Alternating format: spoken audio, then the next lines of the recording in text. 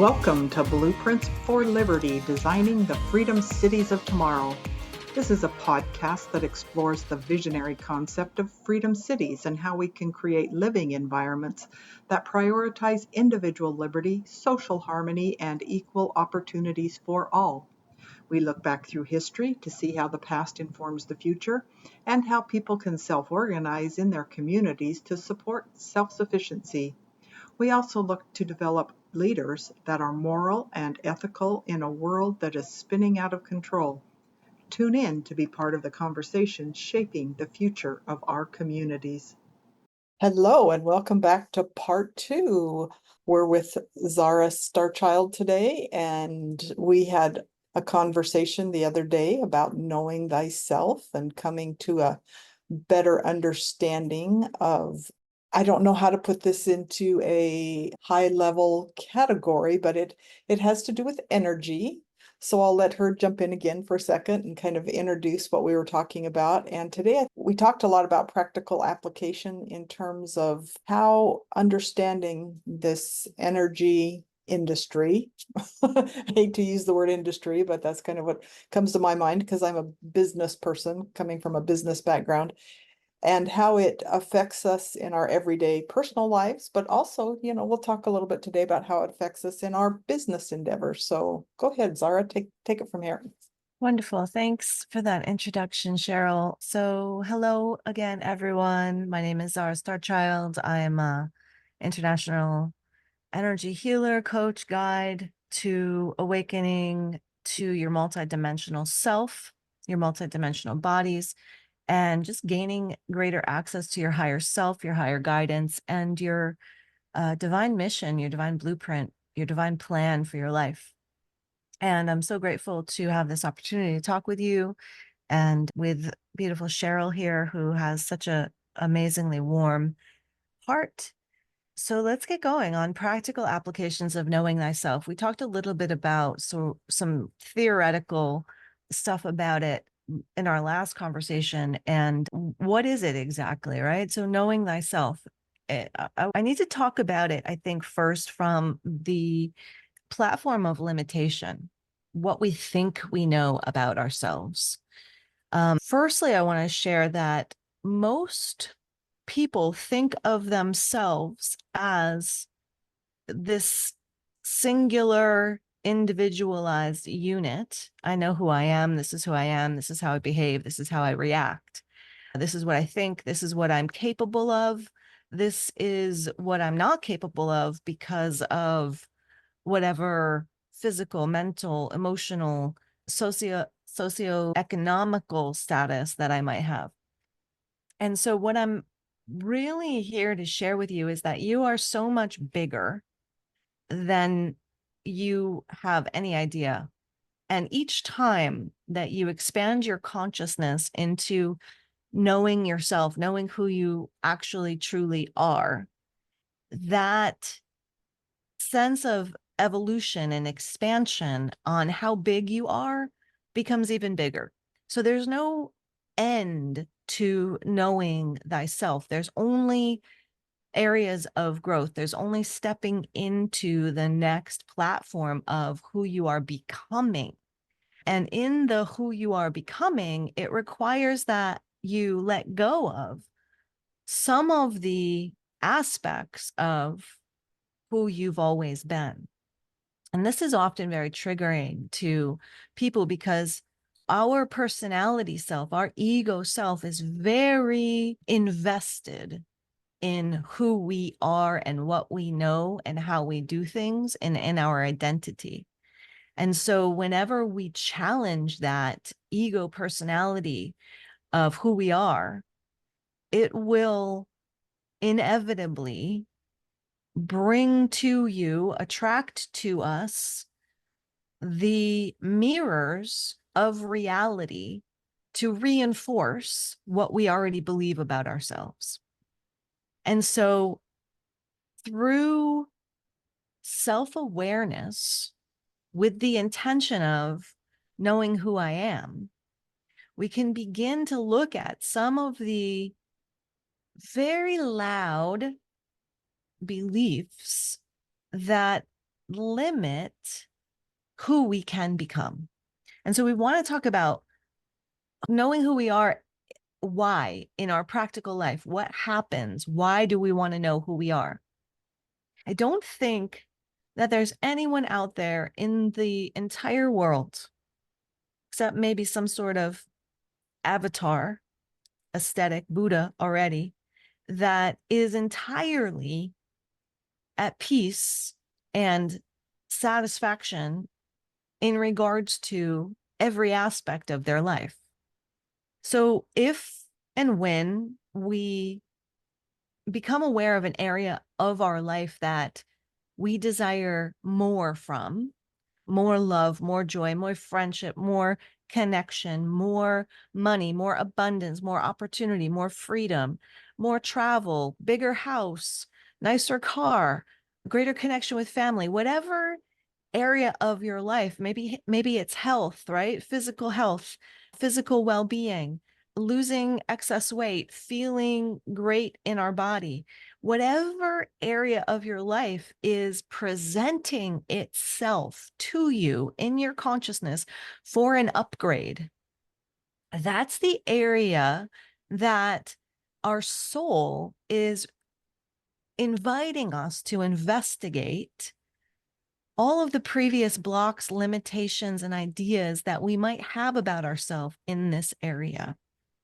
And so it's the desire for more, the desire for expansion, the desire for upliftment, the desire for growth, even though we might not label it as growth.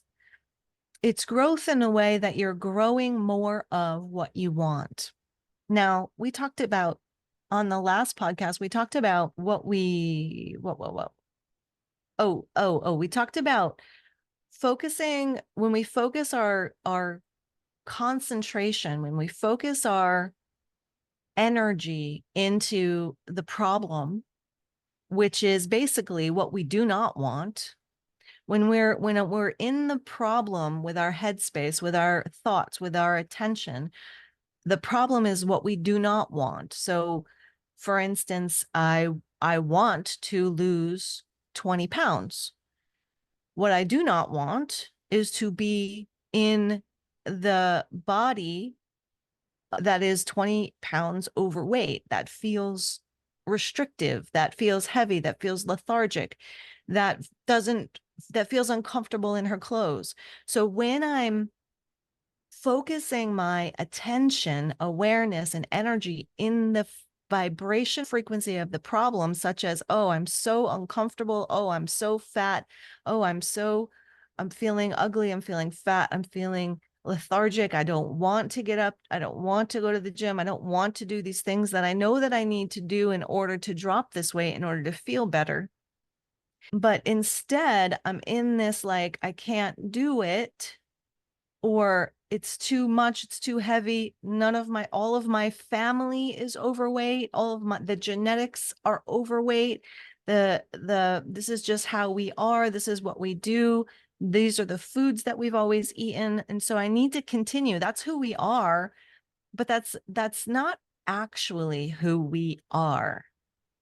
We are not actually the pattern that our family, our parents, our culture, our small tribe, we're not the patterns that have been created around us in regards to how we live. We are not those things. But when our headspace is in the problem and creating the reasons why we have this problem, then we're in that vibration of perpetuating that problem.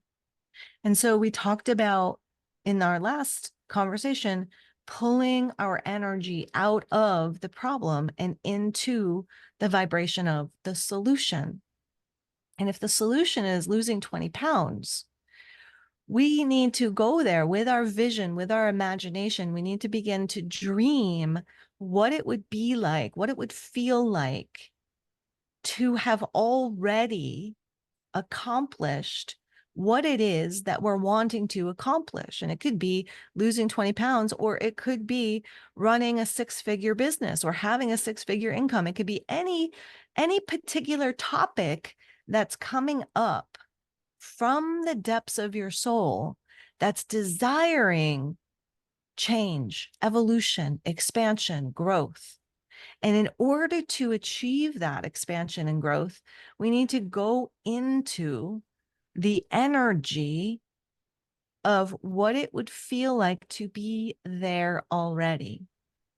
So, an example from my own life is when I was a teenager, I looked around at my family, and we would all get together very often. It was a big family. We would get together a lot. We would go up to this summer camp on the lake on weekends when I was growing up, and we would visit for holidays and weekends and Sunday lunch, and all of that stuff was going on. And at some point in my teenage years, I began to realize that all of my family, all of the adults in my family, were obese, severely obese, minus a couple, right? And I started to recognize at this age that this is not the reality that I want for myself. This is not what I want to become. And so I started to get the understanding that I needed to change certain behaviors, certain patterns that I had learned in my first 15 years of my life, say, certain patterns, certain ways of eating, certain foods that we were eating. I needed to change something because I was already overweight for my age. And so I began the quest. And I'm nearly 50 years old now, and I have managed my entire life to maintain a certain weight, okay? A certain weight, which is probably about between 20 and 50 pounds over what society says my ideal weight should be. But I've been able to maintain that. So basically what I'm saying is I never became that 300-pound person that was potentially laid out for me if I continued to follow the path of my ancestors and the patterning that was given to me at that young age. And now, again, at 50 years old, I still struggle. That's the wrong words to use. I'm still dissolving. Let's put it that way. I'm still dissolving some of these old patterns that are not me. They're not who I am. I behave this way sometimes. I overeat sometimes. I sometimes overeat to the point of being so full and so uncomfortable that I don't like myself anymore. But I've shifted and dissolved so much of that. So it's not like a regular basis anymore. It's just on occasion, right? And so this is what I'm talking about. There are patterns within our being that are unconscious, that knowing thyself, looking into why am I behaving this way? Where did this come from? Is this how I want to behave? If I continue to behave this way, where will it lead me? If I shift my behavior slightly in this direction, in the direction of where I want to go, I would be more prone to getting to where I want to go, to becoming who I want to be. So what I'm saying here is that who we think we are is an illusion. It is a energetic matrix of our ancestral patterning, our ancestral beliefs, our ancestral behavior, and then the tribal behavior that expands outward into our local communities, our neighborhoods, and then even further into our gender, into our race, into our country, our culture of our country. These are patterns of behavior, patterns of thinking, patterns of feeling that we inherited, that we've been taught, that we've been conditioned to believe are actually right. or are actually our reality, when in fact, they're all just thought forms. They're all just mental energy that we put our power into. And so when we start to decode, and I use these words decode because that's really what it is. If you think of it like a computer program, like our brains are very much like computers, and you put a program into the brain and the brain says, okay, I get that. Okay, we'll continue to do that. That's the pathway. That's how to do it. And we do the same thing over and over and over and over again. And that becomes who we are. That becomes who we think we are. That becomes who we identify with. And all of these identifiers are limitations on who we can become. And I think that little channel is complete. So I'm going to toss that back to you, Cheryl, and let you riff on whatever feels right for you. Yeah, yeah, I think that's a good summation of what we talked about and a good example. And I think the first thought that comes to my mind, goes back to my religious upbringing. And I was taught from a very young age that I was a child of God. And I was like, that's cool. Didn't think too much about it. And as time went on and I got older and married and had my own kids, and they were taught that they were children of God, I was like, that's cool. But then one day it hit me, and I thought, when you think about, and I watch a lot of period historical, TV, I don't know what you want to call it. And when someone is born into royalty, they are anointed from the time they are young to be royalty. And so they grow up with this, and this isn't the right word, but this entitlement mentality that I am now royalty and I need to behave like royalty and I need to live out and manifest this lineage that I was born into. And that had its pluses and its minuses. There was, depending on how that played out. I just But entered just a thought into that. mhm, They believe that they're entitled because they're royal.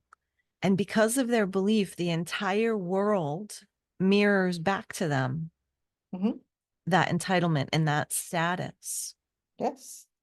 And that goes for everybody. So if Mhm, you're in the same space of poverty, then the world, if you're still believing that you are destitute and that you're destined to always perpetuate that poverty and that scarcity, then the entire world around you mirrors that back to you. yes. Anyways, yeah, No, continue. that's exactly. So, it can work whether you're royalty or whether you are, in poverty. And I, in my religious upbringing, everybody, whether you were born into poverty, whether you were born into royalty, it didn't matter. You are a child of God. And God on some level is seen as royalty. He's seen as, the supreme being. And when we recognize that we are, whether you believe in God or not, if you look at yourself as a child of deity and that you have the potential to become like that deity, then it's unlimited what you can become. And, whether you're looking at it from a religious perspective or you don't believe that people can really become like God isn't really the point. The point is, if I believe that I don't have any limitations placed on what my potential is, then I'm going to do everything in my power to make sure, and that includes getting rid of limiting beliefs, that I will be able to, achieve whatever it is that I desire. And because I come like from a business background quite a bit, I've been an independent consultant and worked with a lot of Fortune 500 companies or, large government agencies or whatever, these big behemoth organizations. And there's a lot of criticism of these organizations. Their focus is on whether it's a for-profit business, we're going to make as much money as possible, we're going to maximize shareholder, what our shareholders receive, and that's their goal from a for-profit perspective. If you're a government agency, uh, yes, this is really true, and I've worked in government enough to know you want to grow government because that's your business, is growing government. And I've known enough that if at the end of your fiscal year, if you haven't spent all your money, you have to make sure you spend it all, because if you don't, you lose it. And, and then there's certain metrics built into various government organizations that, you need to, and this happens to be more so well, it's in all of them, but an example is like the FBI. We have to make sure that we close so many cases, which you would think, okay, that's a good thing. We want to make sure that we're catching all of the criminals. But sometimes when you have to create criminals to catch criminals, then, you're growing your organization. So to everything, there is an upside and a downside. So I'm not saying whether for-profit or government or anything's right or wrong, but the goal is always to grow your environment, whether that's a financial environment or, in government, I don't know what you call that kind of environment, but whatever it is. And so what makes me think is I've gone down this road of building a program. It's called Harmonic Leadership. And it's talking about how we're moving into a new realm of business, especially with, artificial intelligence, Web3, crypto, all of these different types of technologies that are new. And some people are just scared to death of them, rightfully so. There's the potential to do a lot of harm with these types of things. And then there's those that are like, no, this is great. And I remember, when the internet first came out, everybody's like, oh, the internet's going to be the most horrible thing, and I was kind of like, well, I can see that and there have been a lot of really dark things that happen on the internet. I guess that's where there's a space called the dark web. But on the flip side, I mean, we wouldn't be having this conversation right now if it weren't for the internet. Right. Yeah. And there's a lot of really good things that have come out of it. And so what I'm trying to do is build this idea between this quiet leadership, servant leadership, conscious leadership idea, that combining business practices with these ancient wisdom, spiritual principles, know thyself first, kind of idea, we can create a more meaningful and purpose-driven approach, to running these organizations. And, mindfulness plays a role in all of this. And it focuses first and foremost, as we've said, on self-awareness, and then authenticity, but also ethical decision making. So when we go down these roads, I think when we know ourselves and we're true to ourselves, that it becomes easier when we are in these ethical and moral dilemmas to come out of them on the side of creating good as opposed to creating bad. Because we don't want to create anything bad for ourselves. So why would we want to create anything bad for people around us? To me, that seems like a natural extension. Am I off in left field here? What do you think? I think that you're onto something there. And what I'm noticing is you said that you've studied a lot and put a lot of your attention and awareness into like historical programs and learning about history. And that's a fascinating topic for you. I've had the same experience only through, spirituality. I've always been studying, like I went to Deepak Chopra, I went to Michael Beckwith Revelations, what are they called? Conferences, and, a lot of spiritual movies, teachings, documentaries, all of this stuff.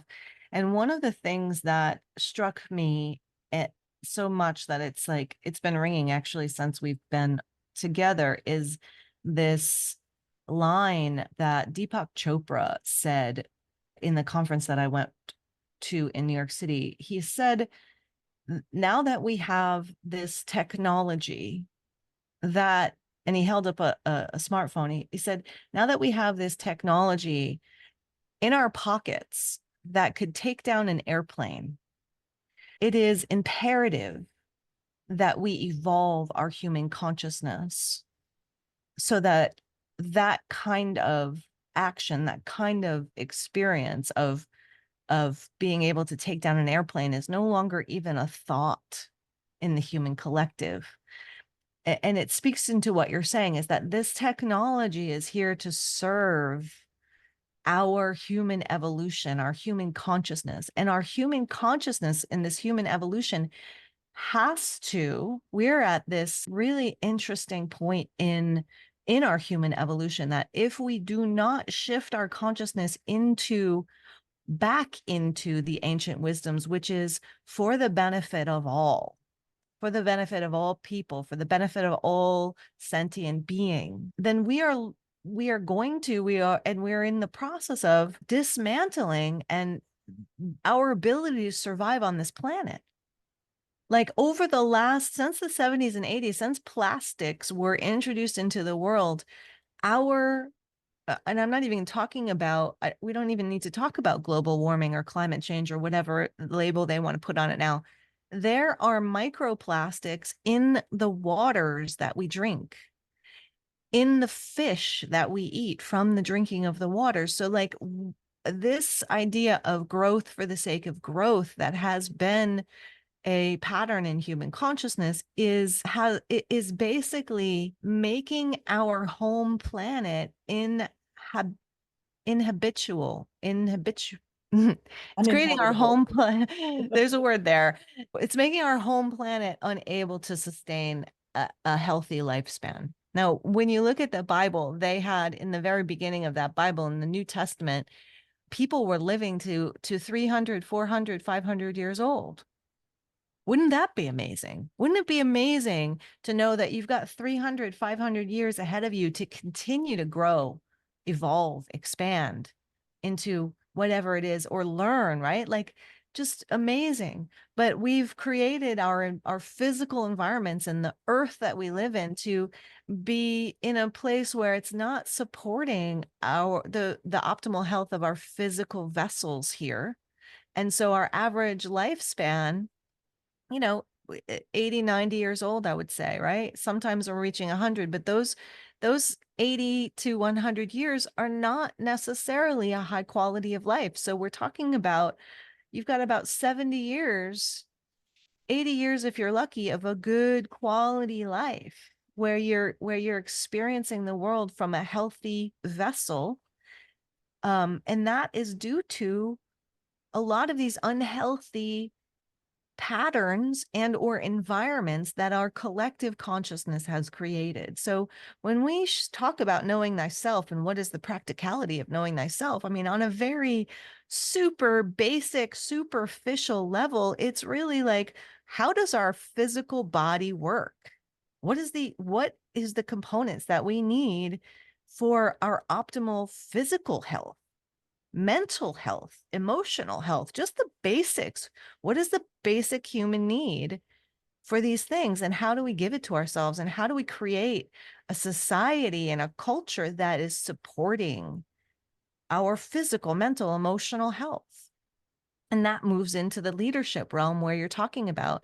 And what I'm seeing from my perspective, from my environment and the places that I put myself, is that there are more and more and more and more people like yourself that have grown up and identified themselves with the normal things, such as growing business industry, history, finances, lawyers, doctors. I am meeting in my really super far out woo-woo communities. I am meeting these people. I'm meeting head CEOs of banks and financial industries. I am meeting the highest class brain surgeons. I am meeting international lawyers in these groups where we go out and where we put we go out for like 7 days into the wilderness and we cover ourselves with mud for a shamanic experience. I've got bankers, financial institutions, lawyers, international lawyers, these people are coming to remember the old ways, and they are strategically planted by what I believe is like their own divine alliance or alignment. They're strategically placed in these places such as hospitals, the law, the finances, the historical realm, the CEOs. They're planted in these places to begin the anchoring of this higher consciousness, which is about self-awareness, expansion, limitlessness. And as you're sharing about, how do we direct this God force energy, this divine child of the divine, limitless potential? How do we direct this into more impactful ways for the greater good? Yeah, and it's interesting because it's funny how I think sometimes we need to go backwards to go forward. And none of these ideas we're talking about are new. These Right. are ideas that have been around for a long time. And I've been reading a book. David Hawking's one that's really into this conscious leadership idea. And he's, many of you've seen this experiment, so I'll just briefly explain it, where you use, is it kinesthesiology? Can't say that word. Anyway, Yeah, that was where, right. yeah, hey, I'm pretty good. If I put my arms out to my side and you come and push on my arms when you make a statement that's either true or false or whatever, and I say, okay, I am 35 years old, and you push on my arms, they're going to collapse because it isn't true. Right. But if you give me my real age, my arms will hold firm. Now, interestingly enough, I had quite a bit of pain this in a year or two ago in my back, and I ended up at an acupuncturist, and I was like, what does this have to do with acupuncture? And he was into all these ancient wisdom kind of ideas, and he he was he didn't speak really good English, and I don't speak whatever language he was speaking, so we were having major communication disconnects. But he was testing foods on me. He would just say, and this was the one that was most interesting to me, was a banana. He said something about a ripe banana, and my arms held firm. And when he said something about a green banana, my arms, collapsed. I guess the point was ripe bananas are better for you than, green bananas. And trust me, we went through literally like 30 or 40 different foods, maybe even more. And I was trying really hard to prove him wrong, that I could hold my arms up, and not collapse when things weren't true, or when things weren't accurate. And it wasn't necessarily, I think a lot of it has to do too with how your body responds to certain things. So my body may respond slightly different than someone else's to certain foods. And he was trying to identify which foods, because maybe he thought some of these foods were contributing to my pain. And anyway, David Hawking, going back to that, uses this methodology. He has this map of consciousness. And when you're at the lowest levels of consciousness, you live in a world with a lot of shame and guilt and those types of feelings. And he uses this methodology to determine your levels of consciousness. And he has done extensive research and proven that even like the Einsteins and the really brilliant people in the world only manifest at about a level 400, between 4 and 500. And there's 0 to 1,000. Mm. And he's not a religious person. And so when you ask him, like, okay, who manifested 1,000? And I don't know how he proves this, because he didn't live when Christ lived, but he said Jesus was one of the only people that has ever lived that has manifested at the highest levels of consciousness. Other ones that, you would expect would be like Gandhi and Mother Teresa and people like that. So his point was that these people we live in a world of people who are super intelligent, but yet when it comes to these higher levels of consciousness, they only manifest about halfway up the ladder. It's when you get into these people who really have very well developed practices of mindfulness and serving other people and reaching outside of themselves. They're the people that achieve these higher levels of consciousness. And I found this, it said mindful leadership is about being present in the moment, making decisions with clarity and intention, and cultivating a sense of compassion and understanding toward others.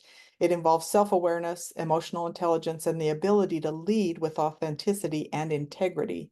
Mindful leaders are able to create a positive work environment, inspire their teams, and make ethical decisions that benefit both the company and society as a whole.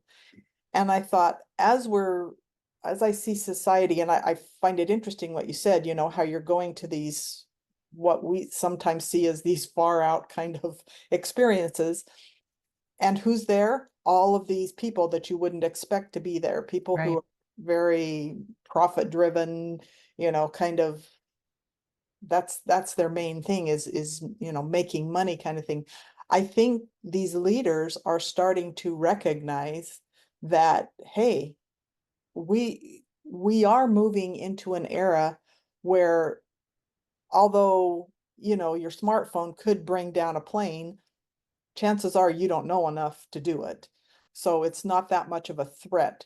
Where AI does not have to necessarily, you don't have to know that much about AI to utilize AI in a really harmful way. Yeah. And so as we start building these companies and organizations, we need to be very mindful of these types of things. And we need people who are operating on a level where they, are ethical and moral and they care. And it's, a side benefit, I guess, if you want to call it that, is, employees are happy to work there. People get along better. You don't go to work every day just like, oh, I read something the other day, quote that you love your job when Sunday night rolls around and you're not just like dreading getting up the next day or something. I can't remember the quote, but I thought that's so true. How many of us on Sunday night are just like, oh, I have to go to work tomorrow? Yeah. You know, where we can live in a world where we feel like what we're doing in our everyday life is actually, it sounds kind of cheesy for lack of a better word, that we're making a difference, that what we're doing is actually contributing to the greater good of society. And sure, we make a living, and sure, we talked a little bit about what if there was no time and there was no space. Well, what if there was no money? What if money, if we all just worked at our jobs because we loved it, and we all somehow had our needs, our basic needs met, and our wants, and I say this in a way because everybody's like, oh, well, what if you have more than me? Well, think about this for a minute. You love living by the lake. I love living in the mountains. Somebody may want a great big huge house. I personally don't want a great big huge house because I don't want to take care of that great big huge house. Somebody may not want to live on my property because this property of mine has a smaller house, but it also has a lot of property, but that property is a lot of work. Mm-hmm. So somebody else may be more comfortable living in a neighborhood where they have a small, lot. So if we have our needs and our wants met by some magical force, Mm-hmm. and we didn't have to worry about how much money we made all the time, and we could pursue things that were of interest to us and where we felt like, hey, I'm actually feel like I'm making a meaningful impact in the world around me. What would life be like? So I'll throw that back to you. I think that I shouldn't even say that. I sense and what is being sort of confirmed by again, I'm just going to call it the mirror of life, because this is what I've come to experience it as. But what I've observed, what I sense, and what I put my faith in is that we are evolving as a collective. Yes. That there's plenty of people out there that are completely and totally aware of the different situations and issues that need to be addressed, and that the human conscious collective is beginning to wake up and take responsibility for shifting these. So what I think, this was something that came up into my mind in the very beginning of our conversation today was, I think that the old way of being, when we're talking about ancient wisdom, I think that the old way of being had a cycle. And in that cycle, in the old way of being, where we had this direct connection with God, with God's source, with divine source. And if you don't like that word, you can just call it life, right? So life force energy. There is one unified life force energy that is expressing through everyone and everything. So there is a life force energy that is expressing as a tree, as a dog, as a cat, as a bird, as an insect, as myself, as yourself. There's this life force energy. And that life force energy that animates all things, that is what I personally consider to be that God source energy.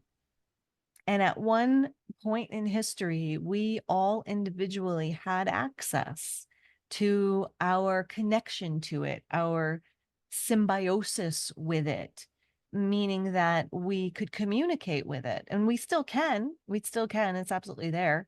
But at some point in history, it began to shift. And we spoke about in the last conversation, we spoke about the kind of religious dogmatic power grab that happened in many, many areas all over the world. And we can give examples, right? Where there was the Crusades, and the Crusades were the Catholics that went all across Europe slaughtering villages, and the priests and priestesses or medicine men and wise women, the shamans, like anyone that would question the authority of the church over their own sovereignty. And so there was this mass slaughtering of these individuals or groups that would not give their power away to the dogma of the church, to the authority over the church. And so they were killed, and and their stuff was taken, and it made a lot of people very, very rich and wealthy. And what happened was, then the scientific revolution came along, and our minds were drawn into this scientific explanation of the universe, which was very, very helpful for a lot of systems or education or intelligence that we needed, such as, I mean, just the fact of being able to see bacteria and viruses and how antibacterials and penicillins worked, right? So just getting a scientific understanding of the physical world and how it works is very, very important.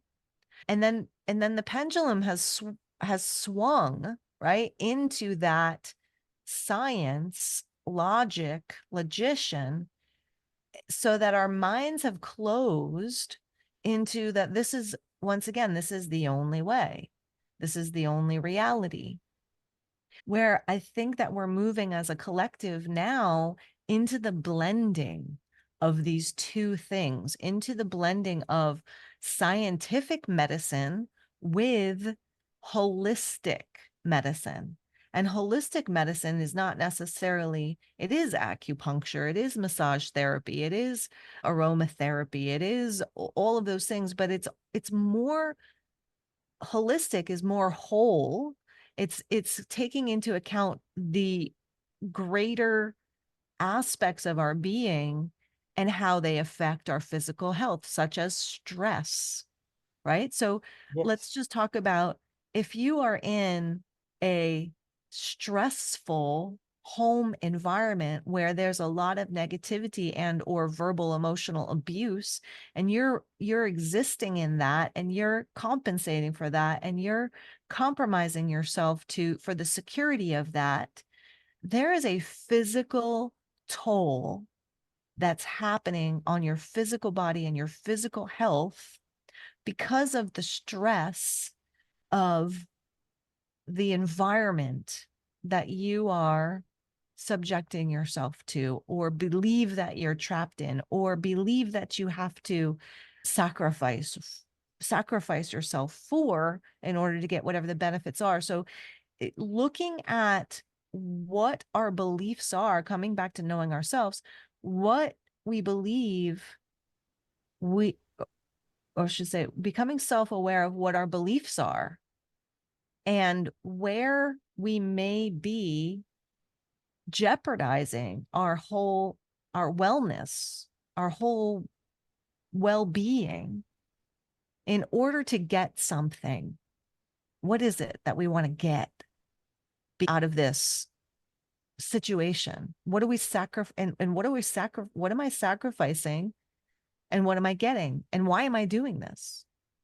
So just that, so we're talking about holistic health and also self-awareness. So the holistic medical community is about all of those things, like, oh, wow, you've got some trauma in your shoulder. And as we start to unwrap that trauma in your shoulder, we find that this occurred, that this incident occurred when you were 6 years old, and it was never brought into light. Nobody hugged you.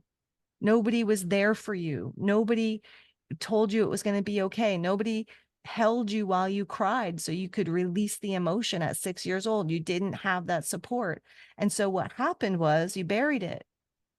You put it away. You said, I don't have time for this. I can't feel this right now. I don't know how to process this at 6 years old. And so your body, the wisdom of your physical body, said, you know what, baby, I'll hold that for you until you're ready for it. And then 30 years later, 40 years later, you've got this incredible pain in your shoulder and you don't know where it came from. So you go to a doctor and they prescribe and they do tests and they work on the physical.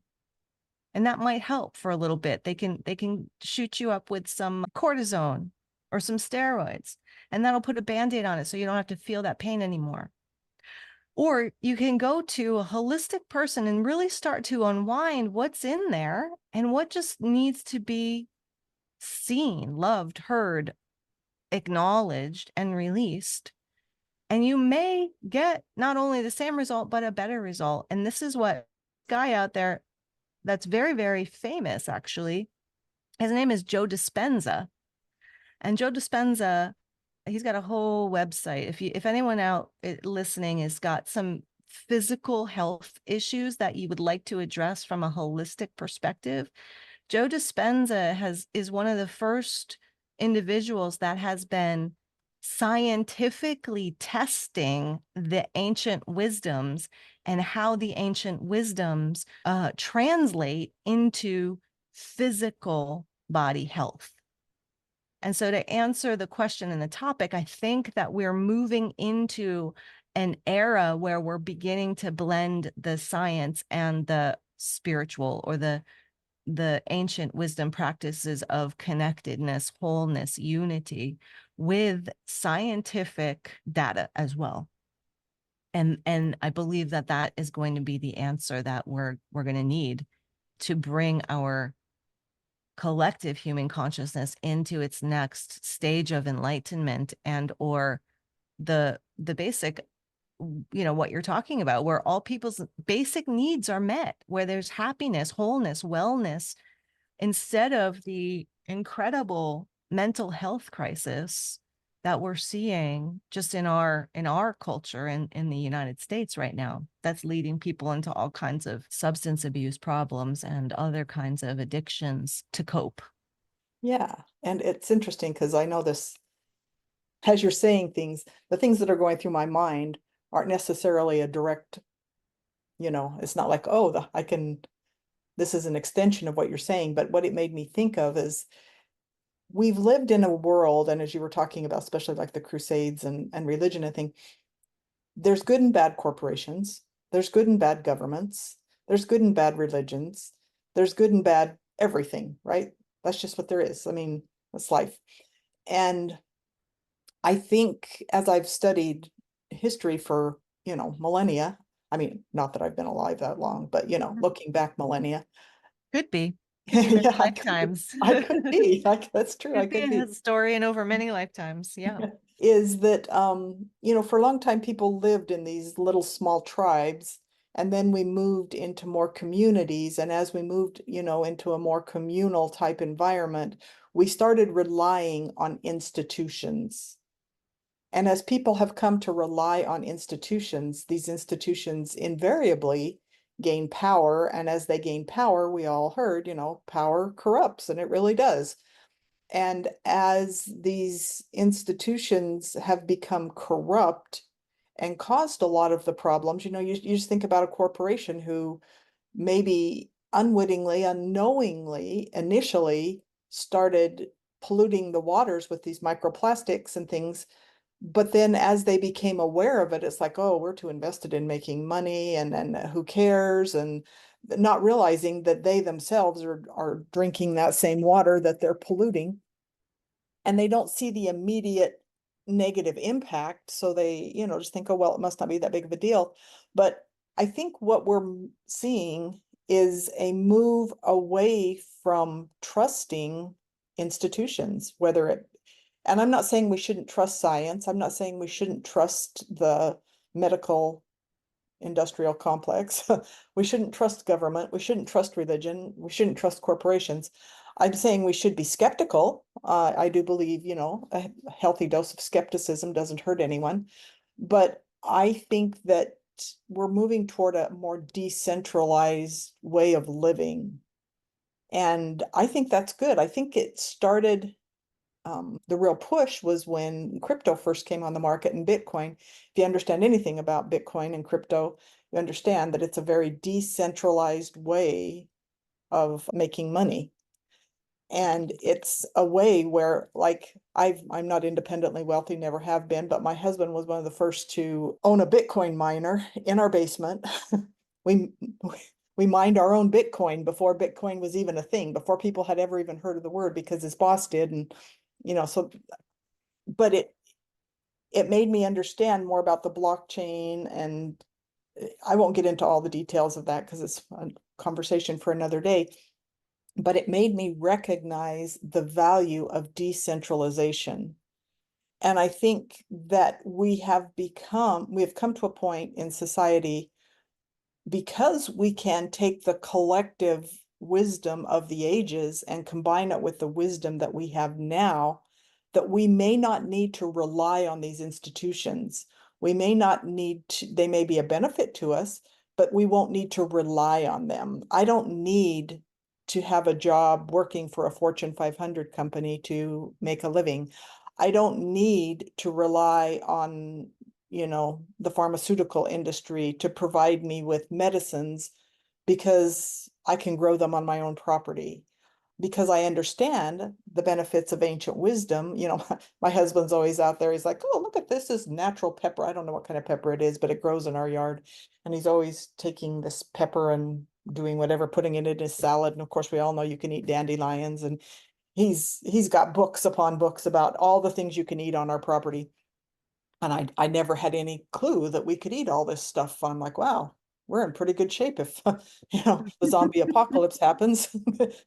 And so I think that, we are in a unique position where, like I said, we can take all this ancient wisdom, we can combine it with modern day understanding of things and utilize it. We can take the idea of these institutions and know that there's a time and a place for them, but we don't need to rely on them. We don't depend on them to live every day, and we can live more independent and be more self-sufficient, and know that, say, for example, I have a health issue, and I go to a doctor and they give me a generic solution because I gave them some generic symptoms.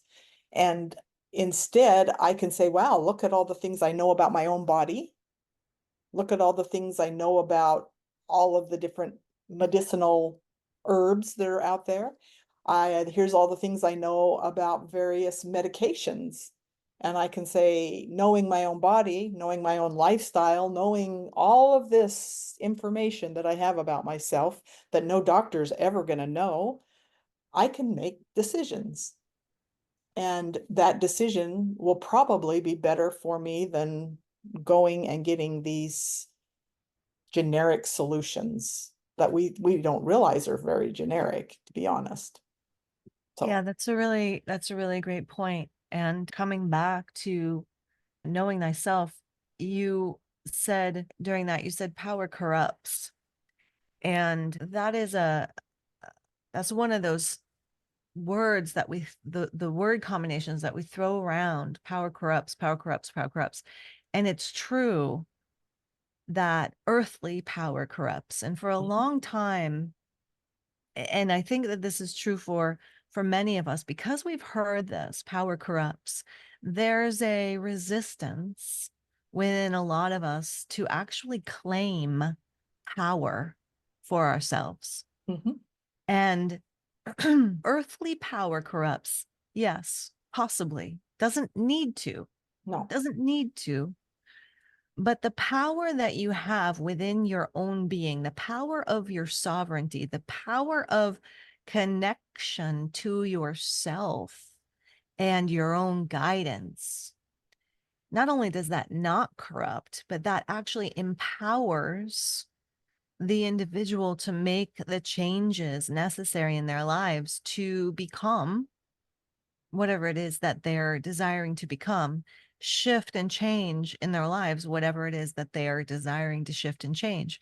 So we talk about this a lot in the more spiritual conversations, where there's an idea that it's not, there's a program that we've received, and I apologize for people that don't like this terminology, but I like to use the word program because it really reflects how our brain works. Our brain is like a computer. What you put into it is what you get out of it.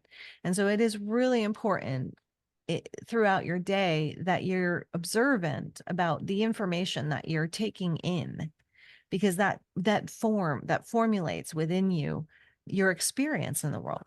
So I learned a long time ago that my energy body, my emotional body, I cannot handle the news.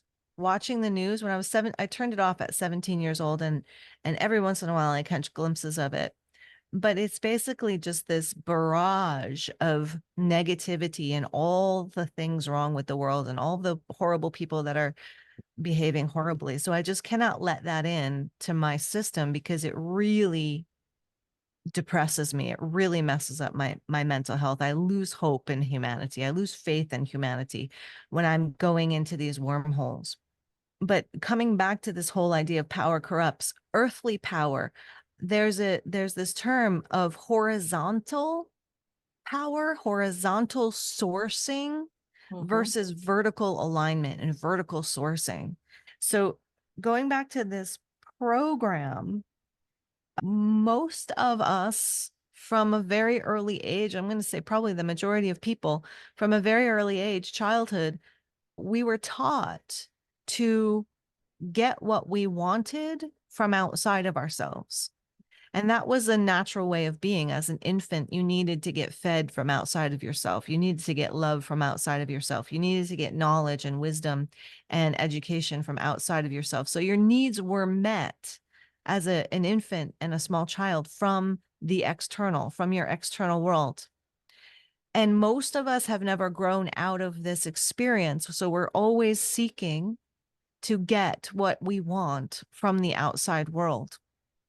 And that is, and when we see a lack in our experience, then we're blaming it on the outside world, or we're trying to trade our time, our energy, our source, our power for our validation, for whatever it is that we're wanting to get from the outside world, seeking externally. And that is the power that corrupts. Because if we do not have the power within ourselves, if we do not source vibrationally what we need from within ourselves, then we'll always be seeking. And that's where the greed comes from. And that's where the corruption comes from.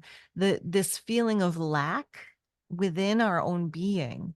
And it creates a desire for accumulation and hoarding and power over, control over, so that we can continue to sustain and we can continue to get and we can continue to source what we need from the external environment. And what we're shifting into, what's available, I should say, as an alternative, is to source that which we want from within our own being. And we do that through our imagination, through putting ourselves in the place of already having it. For instance, if we are seeking love, this is a real easy one. If we're seeking love, we want to get love, we want to get validation from our people around us. And if we're always looking for that, always grasping for that, there's a lot of coping mechanisms. There's a lot of programs that are running on underneath the surface. We're exchanging, we're giving away parts of ourselves in order to get love, or the feeling of love, or the feeling of validation. But a lot of these things, such as love, joy, peace, wisdom, well-being, abundance, all of this stuff is a vibration. It's a feeling tone. And we can all, as adults, as conscious individuals, we can all learn how to source this within ourselves. And then when we have it, when I have the feeling of love, of loving myself, of being able to express love thoroughly and truly through my being, I do not need the external source because I already have it. And so because I already have it, the external world actually refigures itself to reflect back to me that which I already have. And that, all you beautiful people out there, that is power. That is power. To claim what it is that you want as already having, and to be in the experience and the vibration of already having, and claiming it. That is your power. That is your empowerment. And then moving in the direction, creating the actions, behaviors that reflect you already having along the way. And then seeing it in your reality, because it will come. It will come to you. That which you are creating within yourself will come to you. It has to. And then you know true power. And when you know the true power of your own being, your own sovereignty, your own God, goddess, divine child self, then money, wealth, power, external stuff, it holds such a lesser value, such a lesser value.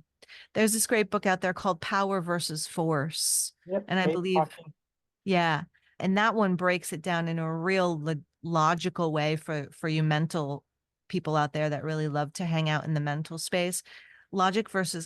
Power versus Force is an incredible book that starts to help to differentiate when we're seeking externally, we're trying to make happen externally versus claiming that internal power within. Yes, and it's interesting because that book by David Hawking, that's what I was talking about, and he maps out the levels of consciousness, and he talks about love, and not from an emotion perspective, like, oh, I'm in love with somebody, or even, oh, I love my baby, which, both are very valid emotions and feelings. But he said love, when you get to love is one of the defining characteristics as you get to these higher levels of consciousness, and it is a vibration.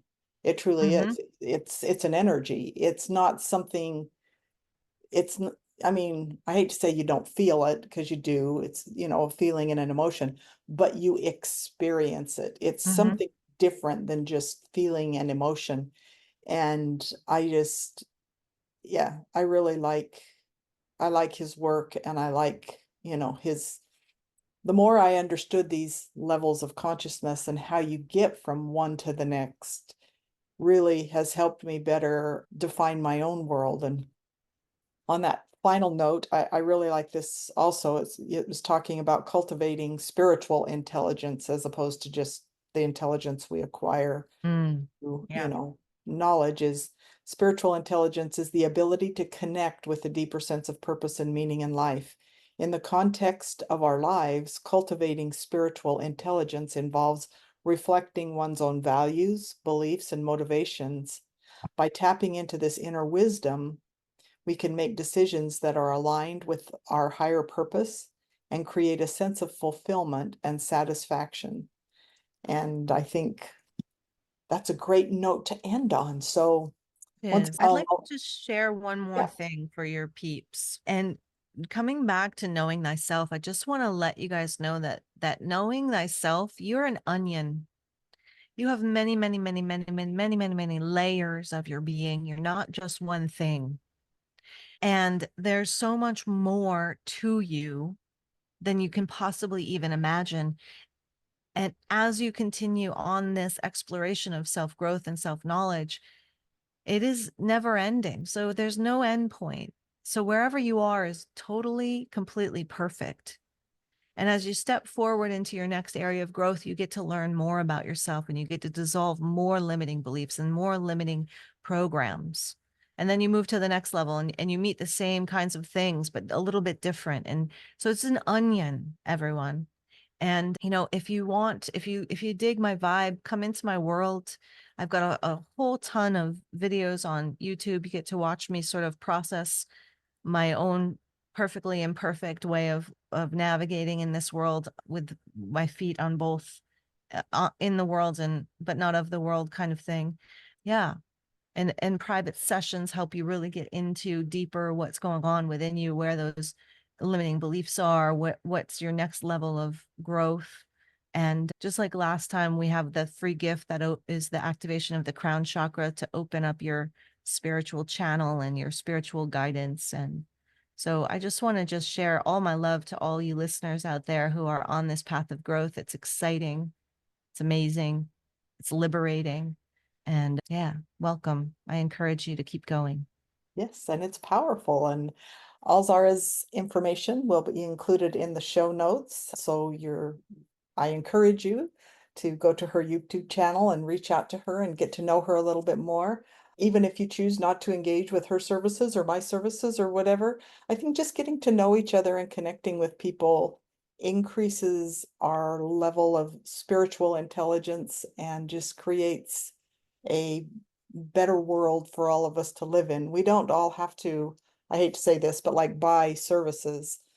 I have found that the most meaningful relationships I have are oftentimes things where I just engage with people and have conversations like today. I felt a really strong connection, and that connection, I believe, has enhanced my life, even just, through our conversations. So I appreciate your time. And if you have any one last final thought, I'll let you have the last word.